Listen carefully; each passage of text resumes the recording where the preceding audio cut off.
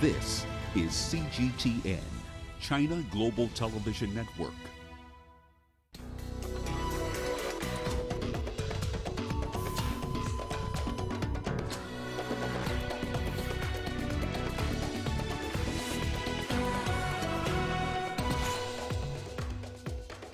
The U.S. marks the 20th anniversary of the September 11th attacks amid growing concerns about international terrorism.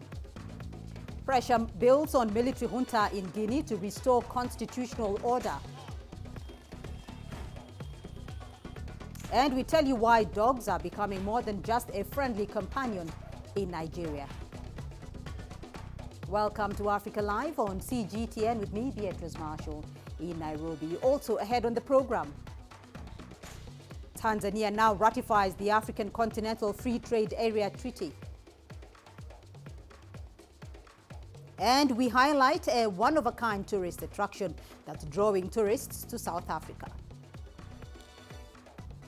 We begin in Afghanistan, where the Taliban have cancelled the inauguration event for the new government. Unconfirmed reports earlier said the group was planning to hold the ceremony on Saturday, the 20th anniversary of the 9/11 terror attacks. Well, let's now cross over to Zumariye Abbasin in Kabul for an update on the developments in Afghanistan. Abbasin, what more can you tell us about that cancellation of the inauguration ceremony for Afghanistan's interim government?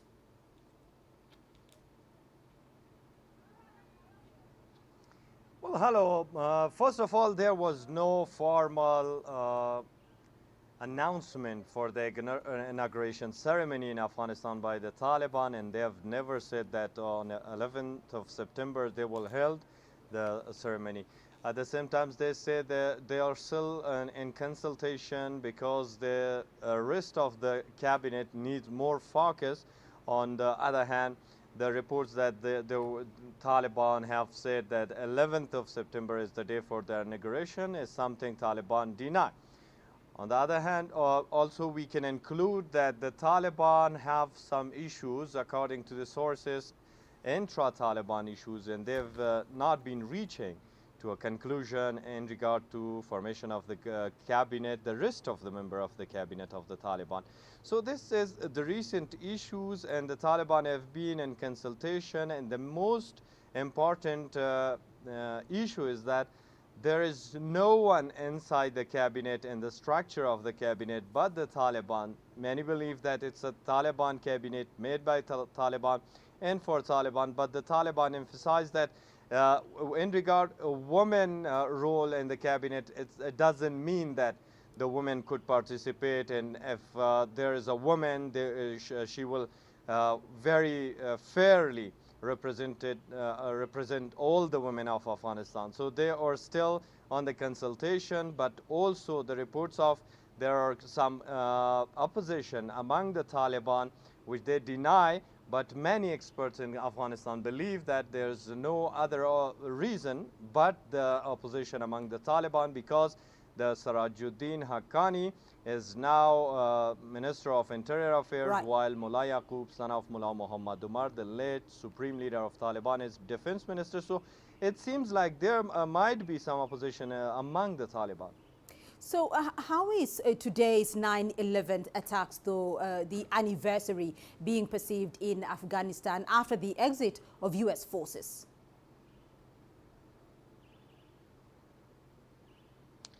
Well, people of Afghanistan has been suffering since last 4 decades, and that's not something new. When we focus the sharp 20 years of U.S. presence in Afghanistan, and finally they've been ousted by the Taliban, and the withdrawal is now completed. There is an interim government of the Taliban in the country ruling under Islamic Emirate of Afghanistan, which they believe would be a take-care government, and then they will go for the permanent government. But the people of Afghanistan, if you ask them, they will have different kind of reaction to the 11th of September. Some of them believe that it was a black day, not only for the United States, for more than that, it was the Black Day and nightmare for Afghanistan. All the people killed in New York were around 3,000, but in Afghanistan it reaches more than 1 million people now. the U.S. invasion and then its end, all of the people in Afghanistan has been asking that what was it about, because the Taliban is again in power and there are more groups. The AfCFTA is still in some corners of the country, while the economic situation is very much disastrous, and the social life of the people and the fears and phobias among the Afghan people. That's all because of 9/11. While there were much more, not only limited to these, the night raids and airstrikes, that lots of people in Afghanistan being killed by the US and NATO forces in Afghanistan. That's why the people of Afghanistan are sparkling anger over the US and their allies in Afghanistan. Some other youth still believe that whether it was a bad day in Afghanistan, suffered a lot, but there were opportunities too. Millions of people educated, and Afghanistan was far better in reconstruction, and roads were built and far more progresses, but it was vanished just in around 2 months, and Taliban are back again. That's why they at the end believe that it was a black day for the people of Afghanistan. All right, it's Marile Abbasin joining us there from Kabul. Thank you. Meanwhile, U.S. President Joe Biden is calling for national unity as the country prepares to mark the 20th anniversary of the September 11th, 2001 terror attacks. On Saturday, Biden will visit the sites where the planes crashed. Nearly 3,000 people were killed in the attacks. 9/11 served as the justification for the U.S. to launch its so-called global war on terror, which began with its invasion of Afghanistan. The U.S. ended its military occupation last month. CGTN's Nathan King looks back on the events. The day after World Trade Center towers collapsed, the United Nations Security Council united in silence. And then action, passing unanimously a sweeping resolution aimed at preventing another 9/11. For the UN, just a few kilometers from ground zero, it was personal too. It's important to remember that this global institution is also anchored in New York City. It is a New York institution. So not only did people from 90 different countries perish in the World Trade Center attack, but many of our colleagues had friends and families who also perished. So we were part of this community. However, that unity did not last. Just 2 months later, in November 2001, US President George W. Bush delivered his first warning to the international community that the US would act unilaterally if it had to, and anywhere in the world. We will defend ourselves and our future against terror and lawless violence. After what seemed at the time like a speedy victory over the Taliban, Washington then set its sights on Iraq and what turned out to be false claims about alleged chemical and nuclear weapons programs. Ambition and hatred are enough to bring Iraq and al-Qaeda together. United Nations weapons experts' findings ran counter to the US narrative, and the US failed to convince the Security Council to support the case for war against Iraq. It was a new low in relations between the United Nations and the United States, compounded when the UN headquarters in Baghdad was hit by a massive blast and a terrible loss of life in 2003. Then, UN Secretary General Kofi Annan went on to describe Washington's war against Iraq as illegal. I've stated clearly that it was not in conformity with the Security Council, with the UN Charter. It was illegal. Yes, if you wish. Relations have since improved somewhat, but it was a lesson in the limits of multilateralism and international norms when the planet is dominated by a single superpower. We've come through it. I mean, the organization is still standing. But it is a reminder that in all too many cases, member states will often act unilaterally in what they feel is in their own best interest. And the same applies, say UN officials, to the problems confronting the world 20 years on from 9/11. Sadly, I think there are a lot of opportunities that were lost for unity. We're living through it now, right? If you look at the response to COVID, it is anything but united. If you look at the response to climate change, it is in anything but united. And the Secretary General Antonio Guterres, the UN, everyone keeps saying we need a united response. But leaders are sadly not responding in the way that they should for the benefit of our humanity. So that's why so much attention will be paid in less than 2 weeks' time to US President Joe Biden's first speech to the United Nations General Assembly here in New York, 20 years on from the attacks of 9/11, with a tragic loss of life and trillions of dollars spent. The question has to be asked after the US has had humiliating retreats from Afghanistan and Iraq. Will it be a more chastened Washington that's ready to confront the shared challenges of humanity going forward? Nathan King, CGTN, New York. In December 2020, the U.S. removed Sudan from its state sponsors of terrorism list. However, the country still faces lawsuits filed by victims of the 9/11 attacks. The Khartoum government was held accountable because it hosted Osama bin Laden between 1991 and 1996. The victims argue that without the support of Sudan, bin Laden would not have been able to mobilize resources or logistics to attack the United States. Naba Mohedin reports from Khartoum. Last December, Sudan welcomed the U.S. administration's decision to remove the country from the U.S. state sponsors of terrorism list. Shortly after the decision, lawyers of the September 11 victims' families requested a $4 billion settlement. But the Sudanese Prime Minister Abdullah Hamdok said the government is working with the U.S. to get legal immunity to prevent Khartoum from paying any future compensation related to the terror attacks. The removal has also enabled Sudan to clear some of the arrears it owes to the International Monetary Fund. It also plans to settle over $50 billion in foreign debts. After decades of isolation, Sudan is keen to roll over its economy and attract more foreign direct investments. The country is also working to rejoin the international banking system. Naba Muhyiddin, CGTN, Khartoum, Sudan. Well, the war on terror, which 20 years ago was concentrated mostly in the Middle East, has spread. Now, Africa, from the Sahel to the north and even East and Central Africa, is battling a rise in the number of extremist groups. For a closer look at this, I'm now joined by Colin Robinson, a senior researcher, African Research Institute at Obuda. He joins us via Zoom from Nairobi. Colin, thank you for joining us on the program. Now, Africa has not been spared terrorism. It has been caught up in major terror attacks. What major security loopholes are extremists on the continent utilizing? The security loopholes that extremists on the continent are utilizing are generally less tight, less precise, less well followed loopholes and security gaps that are unfortunately the issue with less organized, less strong states. The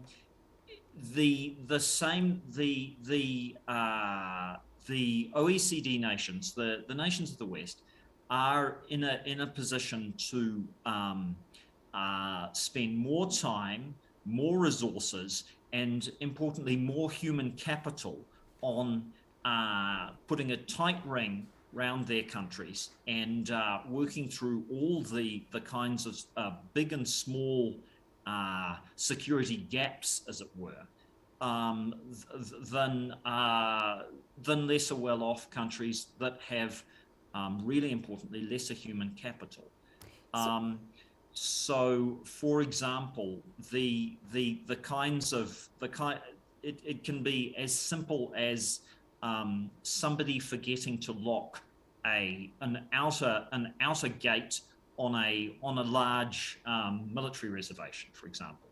If somebody observes that outer gate is potentially used by people walking to work every so often and is able to slip a few people who can infiltrate the base, then they can pass into the normal pattern of life and eventually be in a position to gain information to carry out an attack. So if that gate is not locked, as it were. So let's look at a bit about the capabilities of African countries, because we do know that some African countries have set up anti-terror units in a bid to, strengthen their security, their capability. What needs to be done, though, to strengthen security agencies' capabilities in Africa? I would just caution that I'm looking at this from a liberal perspective, a left-winger's perspective, as it were, potentially somebody who's more enmeshed in the detail, who works through the details to a greater level from a slightly different perspective, might give you a long list of specific operational details. From my perspective, however, the best thing that Africa could do to increase its security agencies' capability is better education. Why? That's because people who are better educated and people who have better human capacity don't tend to forget things so much. Carefully work through the kinds of long lists of procedures and practices that go all the way down to making sure the security agents outside a major shopping centre, for example, do remember to carry their batons instead of leaving them in the guard box or anything like that. And the greater human capacity Africa has, the greater potential it will have for both anti-terrorism activities and everything else. So if you look at it, Collins, though, in terms of the approach that many governments have taken, particularly on the continent, it has often tended to be a military approach. Is a military approach the best option?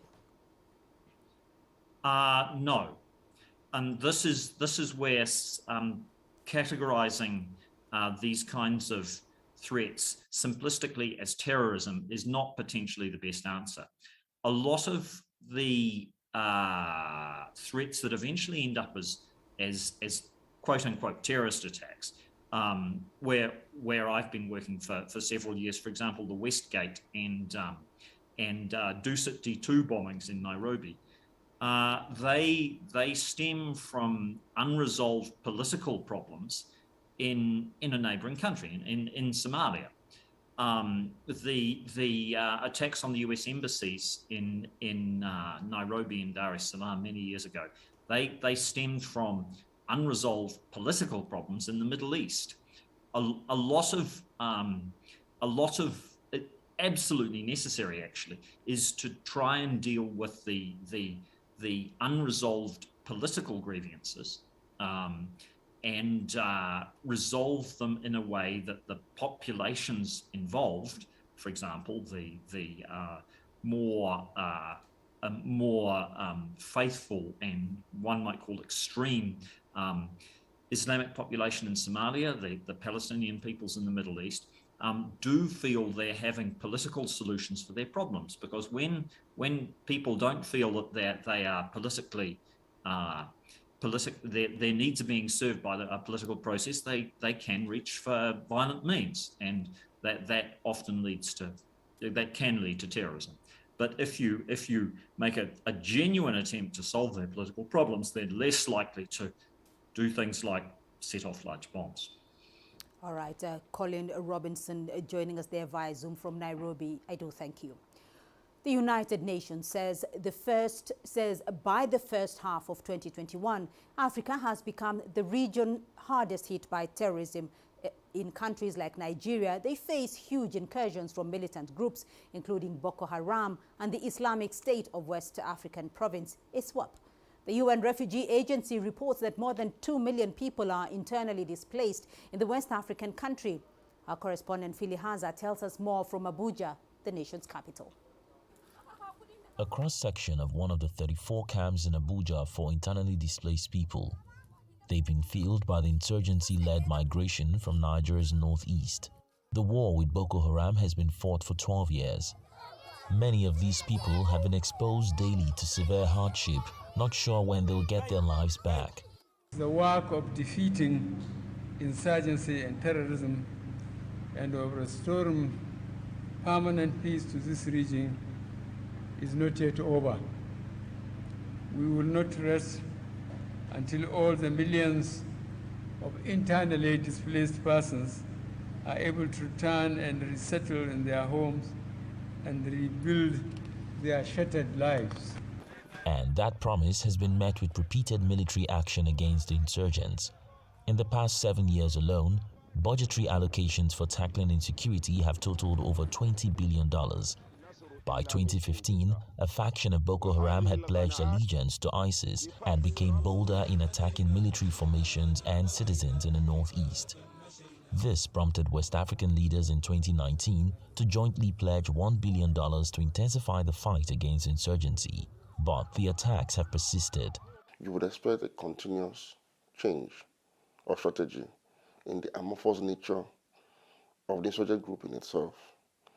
And they resort to using unsuspecting attackers, individual attackers, such as teenage girls, the elderly, and even, going out of the stereotype of their usual dress sense. It's part of the asymmetrical warfare they're waging against the Nigerian state. And that is why it will be very difficult to combat the Boko Haram insurgency by purely conventional method. Experts say to end the war on insurgency, the government will need to focus more on countering radicalization among Islamic faithfuls to prevent them from being recruited by terrorists. It is the duty of the Nigerian state to mobilize the Muslim community away from this radical ideology that has continued to water the seeds of radicalization among millions of Nigerian Muslims that are now willing recruits for the insurgency that the Boko Haram group is waging against Nigeria. The government says that is part of its strategy. It established Operation Safe Corridor in 2016, a program that seeks to de-radicalize, rehabilitate and reintegrate repentant terrorists. And so far, the military says it has graduated more than 1,000 repentant militants from the program. The hope is that the efforts will yield more results in ensuring that every last one of the militants lay down their arms and denounces terrorism in Nigeria.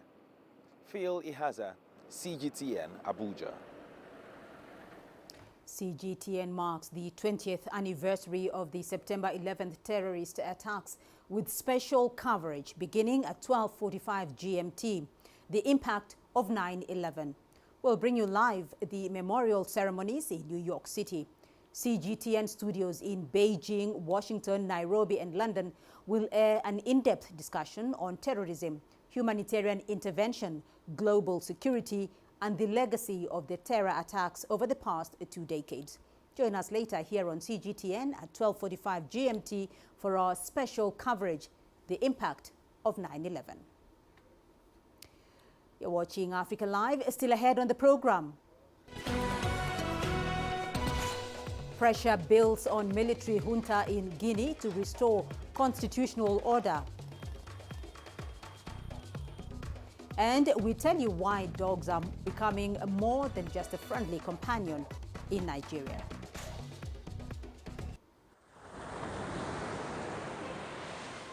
The East China Sea, home of dream seekers, where China's hub for reform and opening up connects with the maritime Silk Road.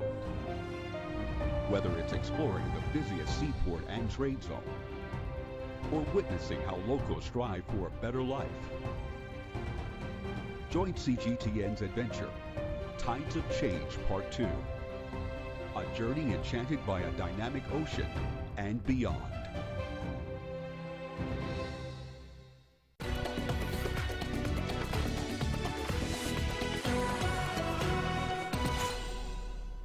Let's now head to Guinea, where delegates from the Economic Community of West African States have held talks with the new military ruler, Lieutenant Colonel Mamadine Doumbouya, in Conakry.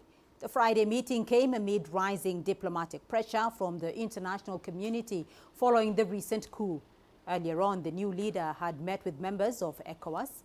They had joined the team of mediators drawn from Ghana, Nigeria, Togo and Burkina Faso. The regional bloc has been critical of the coup and has even threatened sanctions. The team expressed optimism over a possible return to constitutional rule as demanded by ECOWAS after suspending it from the group. It is also demanding an assurance on the safety of ousted President Alpha Condé. We had meetings with the National Recovery Committee, headed of course by Colonel Mamadi Doumbouya, and we had very positive exchanges. We also had the opportunity to meet the former leader, President Alpha Condé, and we also exchanged views with him. It was the heads of state who mandated us to come on this mission. We are going to report to them on the results of our exchanges. We have met with him and he looks very well. Nothing has been discussed yet. What we were asked to do was to come and engage, which we have, after which we will go back and report to the heads of state. But all I can say is that Guinea is a very important member of ECOWAS, and so we will continue to engage. He was very open, very frank. We had very frank conversation, engagement, and like I said, we will go back. What we discussed is not for public consumption at this point. We were asked to come by the heads of state, and therefore we will go back and report to them. CGTN's Desiree Cannon is standing by for us in Conakry for the latest on the situation there in Guinea. Desiree, good to see you there. Now, international pressure is building up against the military in Guinea for constitutional order to be restored. What are the key highlights of the meeting between Colonel Mamadi Doumbouya and the ECOWAS delegation? Well, Beatrice, the delegation of ECOWAS touched down in Conakry yesterday around 11. They were welcomed on the arrival by the Guinean Special Forces who overthrew the Guinean President Alpha Condé.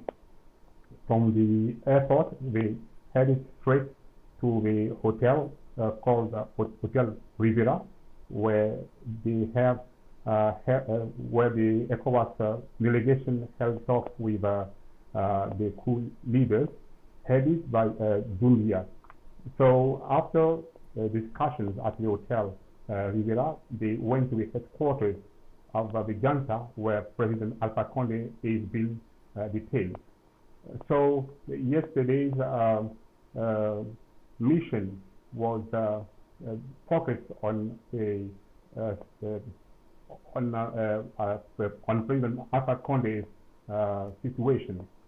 ECOWAS wanted to make sure that President Alpha Condé is fine, is well, and also tries to negotiate with the junta so that it can leave the country as soon as possible. Now, concerning the political issue and the transition, I think ECOWAS will be sending another delegation next weekend or next week to discuss with the junta. So, Desiree, we do know that the ousted President Alpha Condé is in good health, but is he likely to be released, though, and what should we expect going forward? Well, dear Chris, I think both ECOWAS and the coup leaders are open for discussions. But yesterday, I think that during the discussion, the coup leaders set their conditions concerning the release of President Alpha Condé. But the coup leaders did not make known their conditions. Now, concerning Alpha Condé, he set his own conditions. Alpha Condé doesn't want to be prosecuted by the justice of his country. He wants to keep the status of a former president. So faced with this blockade, the ECOWAS delegation decided to flew back to Accra to report to the head of state of ECOWAS, who will be sending another delegation next week. I think next delegation to Accra I think the next delegation, when they arrive in Accra, when they arrive in Conakry, after the discussion with the coup leaders, we will be more situated on the conditions of Alpha Condé. All right, Desiree Cannon joining us there from Conakry with that update on Guinea. Thank you. Tunisian President Kais Saied plans to suspend the constitution and may amend the political system through a referendum. Over 6 weeks ago, the Tunisian president seized a wide range of governing powers. He has yet to declare his long-term plans for the country. Here is Adnan Chauchi with the details. The head of state says Tunisia is facing an unprecedented political crisis. Saied warned that the Tunisian state is in danger because previous governments and the frozen parliament had failed to address the country's urgent security, economic and social problems. The political pandemic is as dangerous as the COVID-19 pandemic. It does not just target individuals but also the whole Tunisian state. There are competent people who can take responsibility in this difficult situation. The exceptional measures I took are constitutional. Governments come and go, but the state should remain. Constitutional law experts say President Saied plans to change the country's parliamentary system, which he describes as unstable and inefficient, into a presidential system. The president plans to appoint a prime minister, form a new government and suspend the constitution. He can appoint a group of experts to draft a new constitution in about 3 to 4 months, then call for a referendum. The 2014 constitution is the root of the political crisis because it created a weak political system in which everyone had power but none ruled in reality. The new constitution will allow the president to concentrate new powers, in addition to those in the defense and foreign affairs dockets. However, analysts assert that this new political system does not necessarily mean that Kais Saied will become the unique and absolute ruler in the country. The new presidential system is an ecosystem with many actors, including the Constitutional Court, an influential civil society, a strong opposition, an elected parliament and all counterpowers, including a free media. Therefore, Tunisia will not turn into a dictatorship with one powerful ruler. Tunisia will remain a democracy and will never return to tyranny, as some people fear. The leader of the Tunisian General Labour Union declared that the UGTT supports the reforms being carried out by President Saied. However, Tunisia's powerful workers' organization has stressed the need to know where the country is heading in the next few weeks. Several civil society organizations have urged President Kais Saied to unveil his action plan in order to guarantee transparency. Analysts say Saied needs to outline a clear vision that builds the rule of law to uphold justice and public liberties. Adnan Shawishi, CGTN, Tunis. Fighting between rival militias has forced many South Sudanese families in Tambura to flee their homes. Authorities there say fighters from the Sudan People's Liberation Army in opposition and those of the South Sudan People's Defense Forces have clashed, leading to loss of lives and property. The United Nations says about 40,000 people have so far been displaced by the violence. Here is CGTN's Wanja Mungai with that story. Mary Akangero is worried and stranded. She is one of the victims of killings and destructions that took place in Tambura County in South Sudan. My whole house has been burnt down. I'm just here with my children. One of them was killed and their father as well. I don't have a proper tent and I have no food. I'm sitting here helpless. She's now left with a few of her children. This camp, set up by the UN, is their newly found home. Tambura has been a hotbed of violence recently. This week, 24 people were killed and others wounded. Authorities in Western Equatoria State are saying the clashes are between two rival militias, the Sudan People's Liberation Army in opposition and forces loyal to General James Nando, who defected to the South Sudan People's Defense Forces last year. It's critical that both local leaders and national leaders engage in trying to mitigate the tensions and the violence that we've seen erupt in Tambura. The presence of that violence has long and enduring consequences. It embitters communities, it contributes to the tribal fault lines in the area, it makes reconstruction more difficult. Back in the looted villages, the despair and destruction is clear for all to see, as fires continue smoldering long after the attacks. 40,000 people have fled the villages and are now sheltering in camps.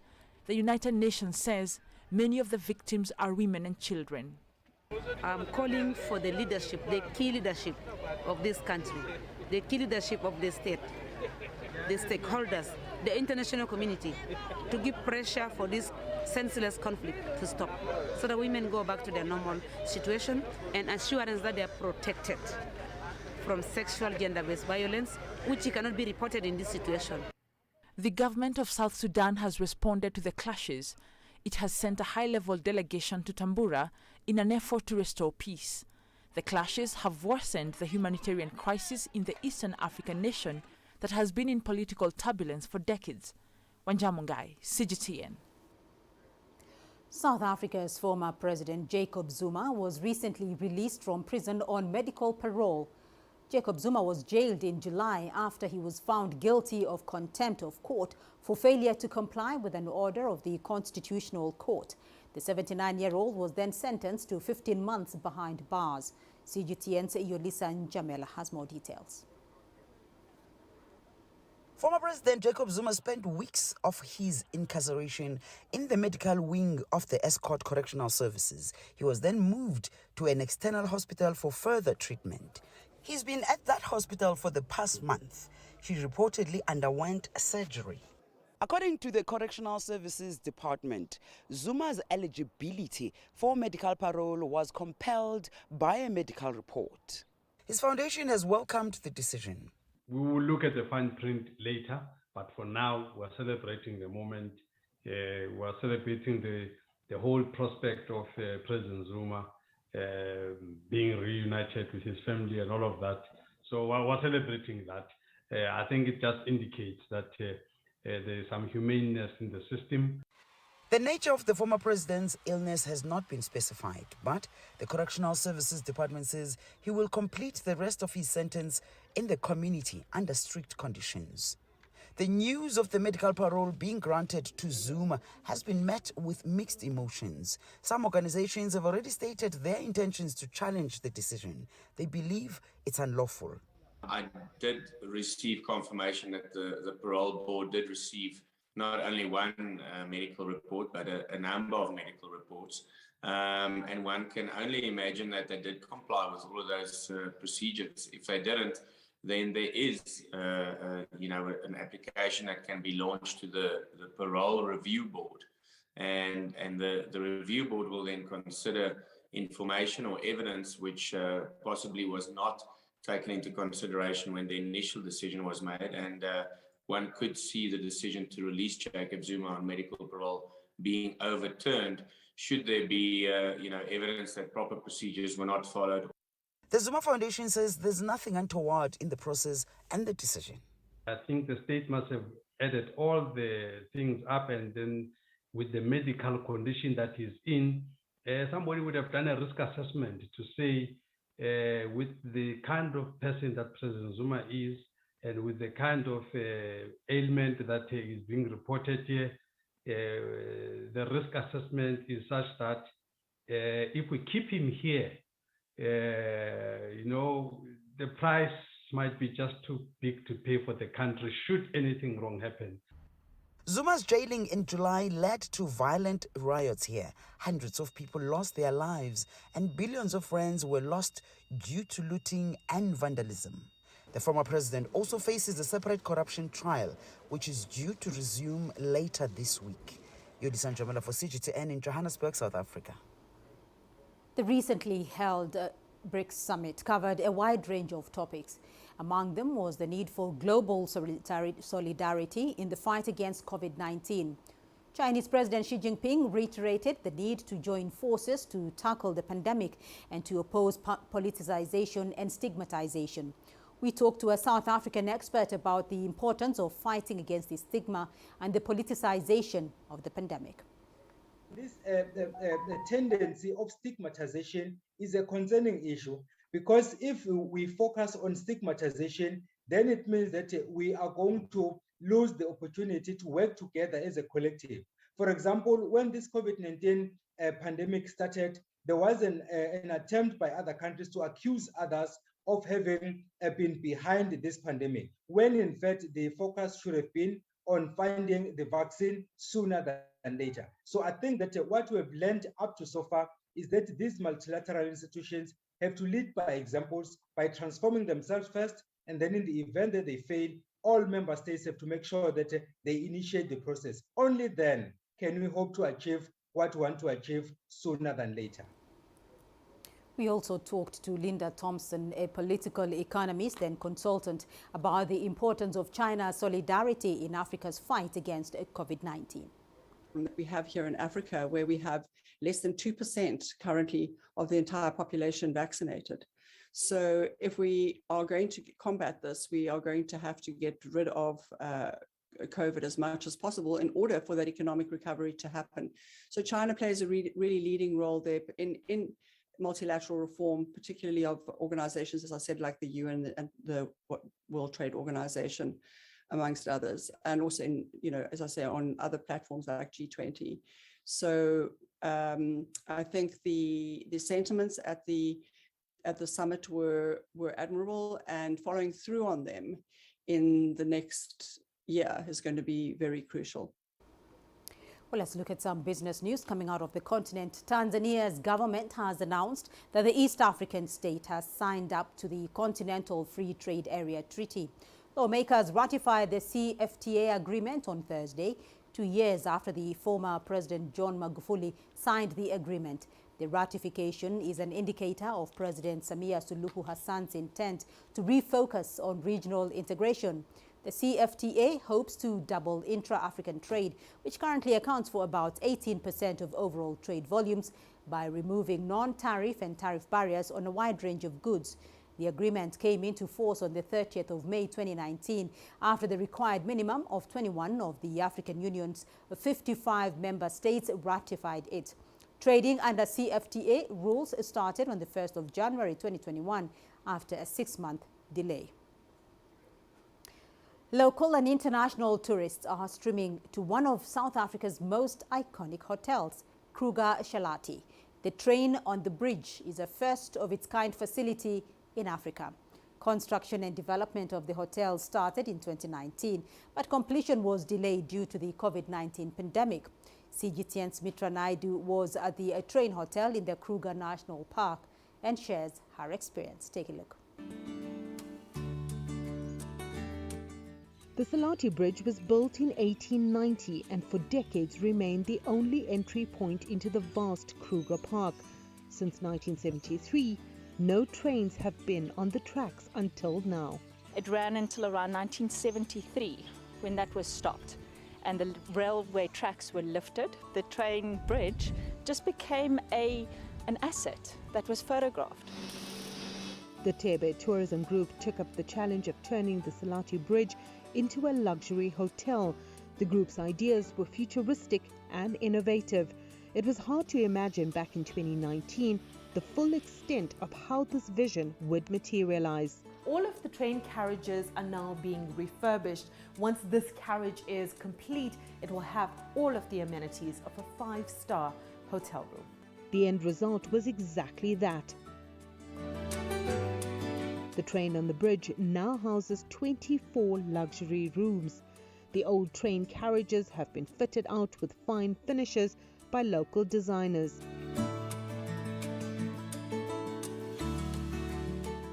It's amazing how much they managed to fit into these carriages. It's still comfortable and luxurious at the same time. And these massive windows provide the most magnificent view of the Kruger National Park. Even the forest rain shower and bathtub can be enjoyed while taking in the scenery. Suspended over the Sabi River in the south of the Kruger National Park now stands an iconic tourism experience. The attention to detail is exceptional, yet simple, allowing visitors to take in their surroundings. The international recognition has really been phenomenal. We've been recognized by Time magazine's top 100 places of 2021. Travel and Leisure's IT List for 2021. We've also been nominated in the World Travel Awards, which is currently taking place, as the best new luxury product in Africa. Kruger Shalati definitely stands out as proudly South African. As part of the concession, it was agreed that locals would be employed and included in an ownership scheme. We've hired approximately 190 people, and I would say 90% of them comes from the surrounding communities, where unemployment in the youth is sitting as high as 74%. I used to come here as a child. To see it now in my older years with what Shalati has done in terms of refurbishing, but still keeping that industrial look where it's more inviting, more family friendly. It's really a beautiful sight to see. The hotel launched during this COVID pandemic, but that has done little to deter guests. The train and the bridge was fully booked in the first week of opening in mid-December last year. That's no surprise. Having spent the night here, it's clear that this is definitely a 5-star experience worth the visit. Sumitra Naidu, CGTN, Kruger National Park, South Africa.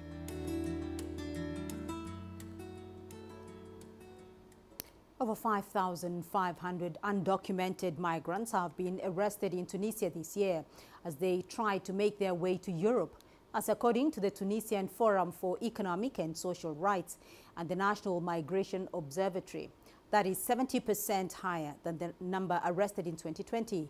Adrian Chauchi has more details on this story.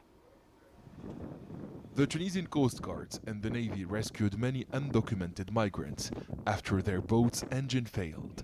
The survivors who were aboard the vessel recounted their risky journey from the coast of Libya to the port of Bingerden in southeast Tunisia. We departed from Zura in Libya. There were 130 migrants on board the makeshift vessel. The engine stopped and we were lost for several hours. We were at risk of drowning and people kept crying until we were rescued by the Tunisian Navy. The Bangladeshi irregular migrant added that the second group of people reached Italy while he lost contact with the third migrant vessel. Tunisian authorities say 974 crossings have been thwarted since the start of 2021. That is a 31% rise compared to the same period in 2020. 49 people insisted on reaching the Italian coast. The boat of another group stopped, but they managed to repair it. Their craft was taking in water. I'm not sure whether they reached Italy or not. The migrants were from many nationalities. We are all fleeing poverty in our home countries. Migration analysts say tens of thousands of Tunisians have lost their jobs due to the coronavirus pandemic.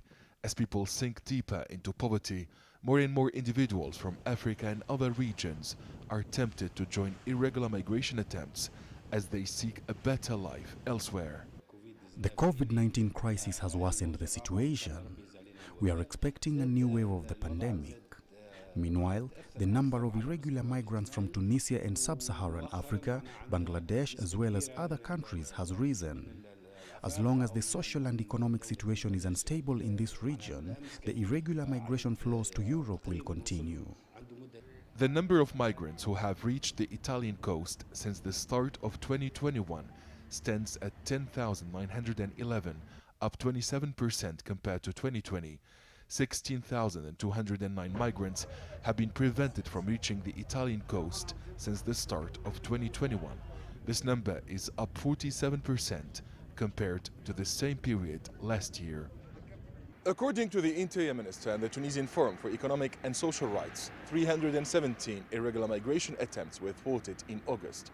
3,904 undocumented migrants reached the Italian coast last month, posting a 40% surge compared to the same period in 2020. Adnan Shawishi, CGTN, Tunis. Nigerians living in the north-central state of Plateau are getting trained dogs to protect them from kidnappers and armed robbers. They have to spend more to get the skilled animals, but they say it is worth it for their personal safety. Tasi Makende reports from Jos in Nigeria. 26-year-old Idoga, a resident of Jos in north-central Nigeria, owns 2 security-trained dogs in his house. He says he acquired them due to the increased crime rate in the city. I had a friend who was kidnapped not too long ago, and if you ask me, keeping a dog is way cheaper than paying ransom. I got these dogs actually to help me feel safe, to secure me. If the condition of the country doesn't change anytime soon, these dogs, although Alexa and Chloe might go at some point, but dogs will always be a part of my life. More than 70 people were killed last month alone in twin attacks in Jos. Many residents of the city are now acquiring guard dogs for their homes to help watch out for criminals. These dogs, Chloe and Alexa, have been with Idoga and his family for 2 years. He says the dogs have done well in alerting them to impending dangers in their neighborhood. Bamike Kainde keeps and trains hybrid security dogs for sale in the city. He says the demand for the skilled dogs has increased in recent months due to rising insecurity.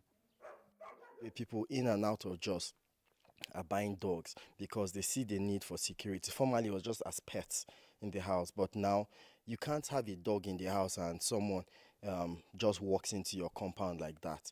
The person must be armed or really prepared before he can walk into your compound. So the need to own a dog has really increased, and business-wise too, good. Bamike says dogs are great assets as they help protect lives and property. He recommends breeds like German Shepherds, Belgian Malinois and Rottweilers as they are very effective guard dogs. I'd rather have 2 or 3 dogs in my house than to hire a security man to guard me. A security man will slip off. A security man could be bribed. A security man could be just free. He can easily let you sell you out, but your dog is always loyal and your dog will give its life for you. Security experts are urging the government to do more to protect the citizens. The Plateau State government in June this year procured and distributed 50 new patrol vehicles and 200 motorcycles to security agencies in the state. The move is aimed at boosting the capacity of the agencies to tackle crime, including attacks on people. But until that is done, residents of Jos like Idoga say they will continue to own dogs to enhance their safety from criminals. Tessim Akendi, CGTN Jos, Nigeria. Your sports news coming up next. Here's what's ahead. FIFA Secretary General Fatma Samura announces a $1.5 billion investment in women's football as she wraps up Kenya visit.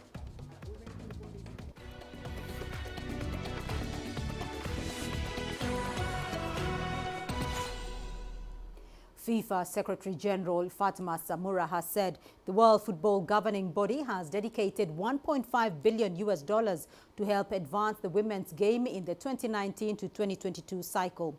Speaking after concluding her 2-day trip to Kenya on Friday, Samura added that FIFA is also seeking to register 60 million women footballers by 2026. The Secretary General spoke after watching Kenya's Vihiga Queens earn a ticket to represent the Sekafa region in the inaugural CAF Women's Champions League that will be hosted in Egypt in November. The Senegalese, who was making her first trip to the country, further noted that the women's game in Africa has great potential and hailed its fast growth. FIFA invested $1.5 billion in women's football under the cycle 2019-2022 because we have a clear objective is to have 60 million women football registered by 2026. And club football is a good way to grow football because they have a strong fan base. And if you can have all the countries in all the unions, zonal union of Africa participating in football, it will mean that we will have at least 54 solid clubs competing. And this is also for us a sign that we, FIFA, can come and support because the whole of Africa is united behind women's football. South Africa and Australia will lock horns in Test rugby for the 100th time when the two proud rugby nations meet in their rugby championship encounter in Brisbane on Sunday. Both teams come to the clash in contrasting form, but should deliver another physical clash that will have fans from both countries on the edge of their seats. Here's CGTN's CS Duplessis. The reigning World Cup and Rugby Championship champions are in a confident mood ahead of their much-anticipated encounter against a wounded Australian outfit. It'll be the first time South Africa play in front of fans since their World Cup triumph in Japan almost 2 years ago. The Wallabies, however, will be used to it, while the Springboks will have to adjust. it should lift them because, as all kinds of professional sportmen, it gives you that little bit of extra energy, extra oomph. For them, obviously, I think, where it was a little bit easier and clearer was the communication on the field. Now they're going to really have to rely on more of a feeling than communicating, because the noise does get to you. But at the end of the day, they've done this in World Cup. They've shown that they can, and they can actually perform and execute the game plan. Coach Shark Nienaber continues with his squad rotation policy and has made 13 changes to the side that comfortably beat Argentina. It sees the return of scrum-half Faf de Klerk, while veteran loose forward Dwayne Vermeulen is back from a long-term injury, and the fleet-footed Sabun Corsi replaces the injured Cheslin Colby in a formidable lineup capable of defending their rugby championship and World Cup titles. I think the difficult thing is obviously maintaining that performance they've done over the last couple of seasons. Somewhere in there probably needs to be a little bit of a drop-off in performance. I think it's just normal. So, and I think as South Africans, we obviously want to compete and be the best all the time. So I think definitely it's 2 years now. If we have a little bit of a drop over the next year, then the curve can go up again. So I'm very excited for it. For myself, playing in France, it's probably one of the best settings in world rugby playing there. So it's exciting times for South African rugby. The defending champions have only won 3 times in Australia since 2004. Their last triumph over the Wallabies on Australian soil was in 2013. It will be a stern test for the men in green and gold, who would have settled into the time zone, the conditions, and the fact that fans will be able to watch them in action. But they can ill afford to underestimate their dangerous opposition, who would love nothing more than to keep their unbeaten record against their opposition from the Republic intact. CS Du Plessis, CGTN, Johannesburg, South Africa.